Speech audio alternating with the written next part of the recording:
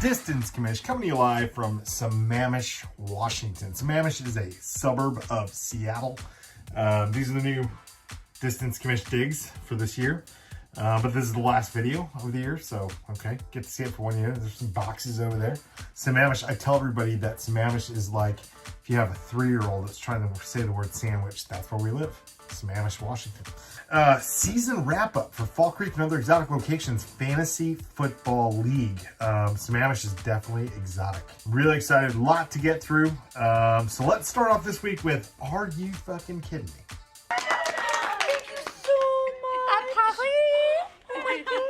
Are you fucking kidding me?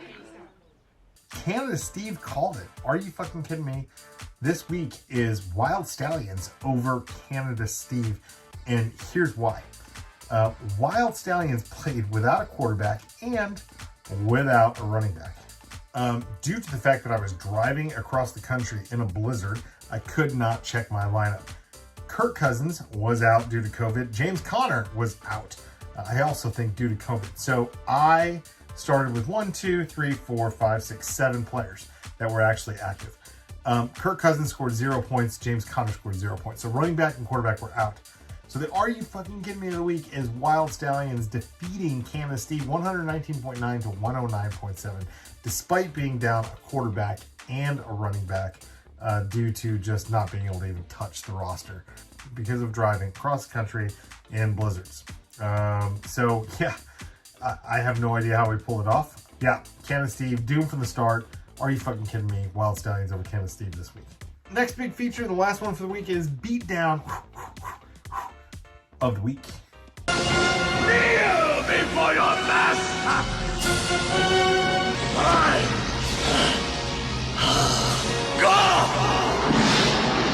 Beatdown of the week is going to be interesting, and I'll tell you why in a second. Beatdown of the week was Rookie Mistake over Snatch and Trap, a 33.25 point difference this week, the largest margin of victory that we saw in the Fall Creek and other exotic locations Fantasy Football League.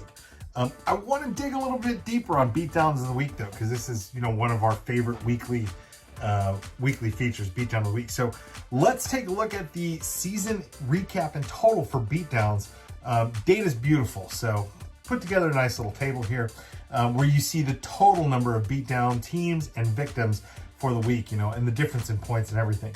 If we dig a little bit deeper on that data, we can come to an understanding of the total or the best beatdowns or the total number of beatdowns, right? So Mighty Canadians actually topped the table, big surprise. 3 total beatdowns, 200.3 points difference. Keep the Keepers in second place, also with 3 beatdowns this year, 132.05 point difference. And third, tied for 2 with 2 beatdowns of the week, Snatch and Trap and Rookie Mistake. Both had 2, 91.55 and 90.45. The rest of the categories of beatdown winners you can see right over there. So that's the total.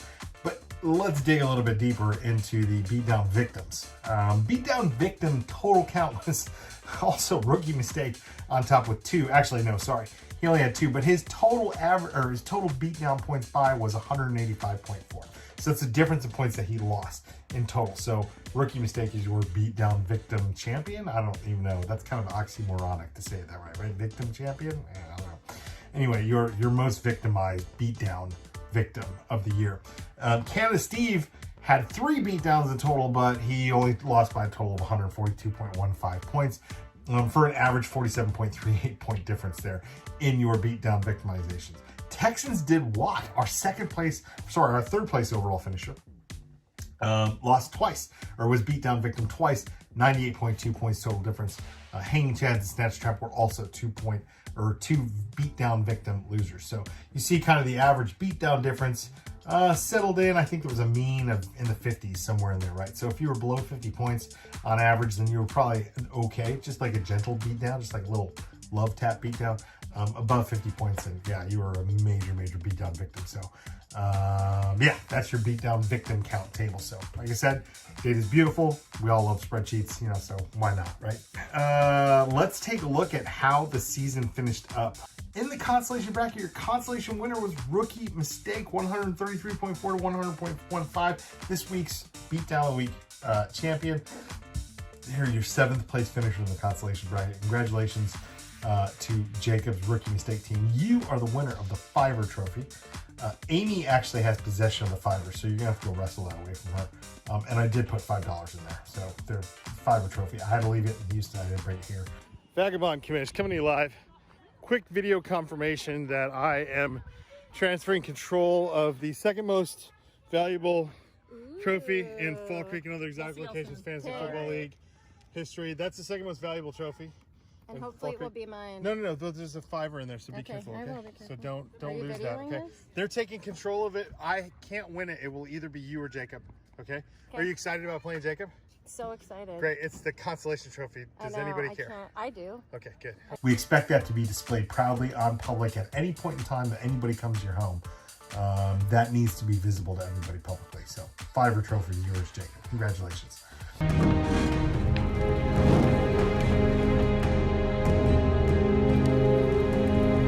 I will be your champion.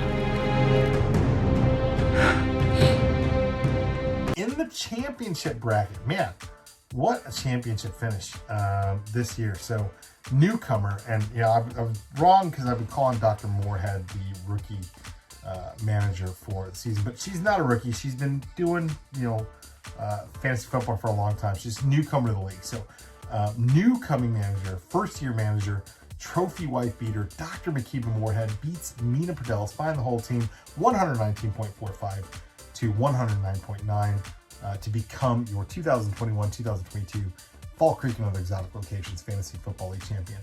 And you see how the rest of the semifinals played out there. In the third place game, Texans did what?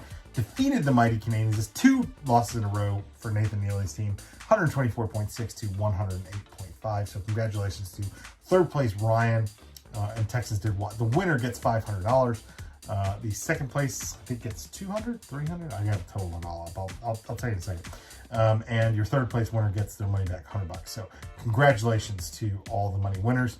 So 500 for first, 200 for second, 100 for third, and then 200 for first place regular season, and 200 for first for overall points. So congratulations to all the winners. And with a final comment on her championship this year, let's go to the interview with your new championship. I present to you, Dr. MIKIBA Moorhead. Distance Commish coming to you live with the new 2021-22 Fall Creek and other exotic locations fantasy football league champion, Dr. MIKIBA Moorhead. Dr. Moorhead, how's it feel? It feels so good. Okay, that's a great answer. I was trying to come up with a quip and it got stuck in my head. Did you see the wheel like? No, that works. That's good. That's perfect. So, how have you spent the time celebrating? Were you taking sort of the Tampa Bay Buccaneers approach, where like everybody gets wasted, or what's it been like being champion here for a couple days now? I've had to take a much more reserved approach. Mm-hmm. I'm certainly celebrating in a house divided. As you know, my counterpart did not fare so well in this season's standing. So, I've had to be a bit more subdued in my celebration, much more, quiet, removed, solitary celebration, but still pop some champagne, drink some bourbon. It's been great. So, are you insinuating that your husband was not supportive of your win? He was certainly monitoring my win. And as a member of the trophy wife namesake, of course he was proud. But as I said during our last interview, his pride is very hurt. He still sobs, deep man sobs, regarding his loss. That's right. The boo-boos were fresh at the time. Very much. Mommy and Harut's blood. Okay. Sorry, we won't get on that. That was pretty funny, I thought. And then he kind of came on screen. It was good timing. All right. What kind of advice do you have for all of the other managers of the Fall Creek and other exotic locations fantasy football league? I mean, you put down the giantest of the giants, Nathan Neely. You moved through the playoffs. You're a rookie manager taking over a storied namesake of a franchise, the Trophy Wife franchise, now the winningest franchise in all of Fall Creek and other exotic locations fantasy football league. I mean, what advice do you have for the rest of us that are just terrible at fantasy football? You know, some of it was a bit of luck and some of it was good managerial experiences. You know, you continue to say that I am a rookie manager. However, I've been participating in fantasy football leagues for many, many years. So I've had a lot of practice, experiences, wins, championship seasons in those other leagues. Yeah. And much like you see managers in the real world working from the junior leagues up to the big leagues, that's really what's happened to you. I understand, and I stand corrected. My apologies for not acknowledging your past managerial experiences.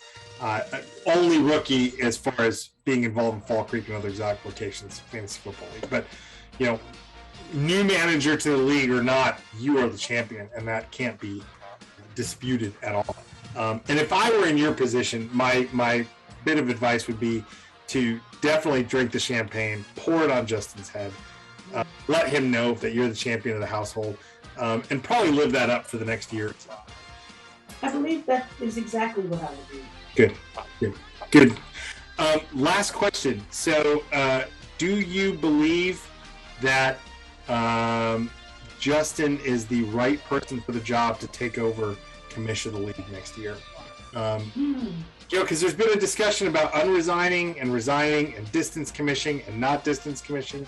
So, I mean, as the reigning champion, you know, where do you throw your support?